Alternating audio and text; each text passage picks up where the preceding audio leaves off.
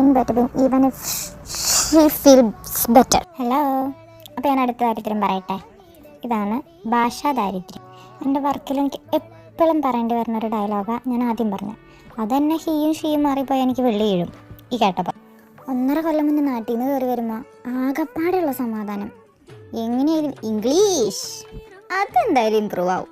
അമേരിക്കയ്ക്കല്ലേ വരണേ, English improve ആവാതെ അവിടെ പോവാൻ. പക്ഷെ എനിക്കറിയാൻ പാടില്ല, പഠിച്ച പണി 18 നോക്കിയിട്ടും ഇംഗ്ലീഷ് ഒട്ട് ഇമ്പ്രൂവ് ആയില്ല.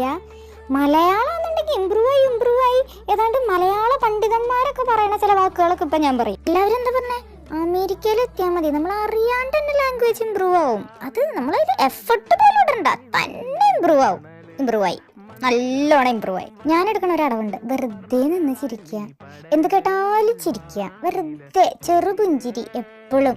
ഏതാണ്ട് അവർ പറയണൊക്കെ മനസ്സിലാവുണ്ടെന്ന് വെച്ചിട്ടാ. പക്ഷെ ഇപ്പം എനിക്ക് മനസ്സിലായിട്ടോ, നമ്മുടെ നാട്ടിൽ പണ്ട് ബംഗാളികളൊക്കെ വരായിരുന്നില്ലേ. പിന്നെ എൻ്റെ വീട്ടിൽ ഇങ്ങനെ ഒരു തമിഴൻ ചേട്ടൻ വരായിരുന്നേ. ആ ചേട്ടൻ്റെ ഭാര്യയും മക്കളെയൊക്കെ കൊണ്ടുവരും വെക്കേഷൻ സമയത്ത്. അപ്പം നമ്മൾ എന്ത് ചോദിച്ചാലും അവർ നിന്ന് ചിരിക്കും. നമ്മൾ ഇപ്പം എന്തെങ്കിലും ക്വസ്റ്റ്യൻ ആയിരിക്കും, അതിനും ചിരിയായിരിക്കും. അപ്പം എനിക്ക് ഇതെന്താ ഇങ്ങനെ ചിരിക്കണേ, ഇപ്പോഴല്ലേ എനിക്ക് മനസ്സിലായേ. അവർക്കൊന്നും മനസ്സിലാവില്ല, അതാ അവർ ചിരിച്ചുകൊണ്ടിരുന്നേ.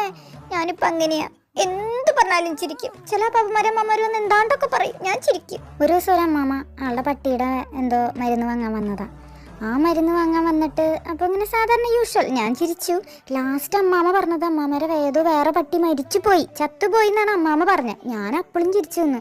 അമ്മാമ്മ വിചാരിച്ചിട്ടുണ്ടാവും എനിക്ക് പ്രാന്താന്ന്. പക്ഷെ കുറച്ചു നേരം കഴിഞ്ഞപ്പോഴാണ് ഞാൻ പ്രോസസ്സ് ചെയ്യണേ. എൻ്റെ ഇംഗ്ലീഷ് എങ്ങനെയാ, അവർ പറഞ്ഞു പോയി ഒരു 5 സെക്കൻഡ് എടുക്കും എൻ്റെ തലയിലിട്ട് പ്രോസസ്സ് ചെയ്ത്, ഓ ഇതാണ് പറഞ്ഞത്.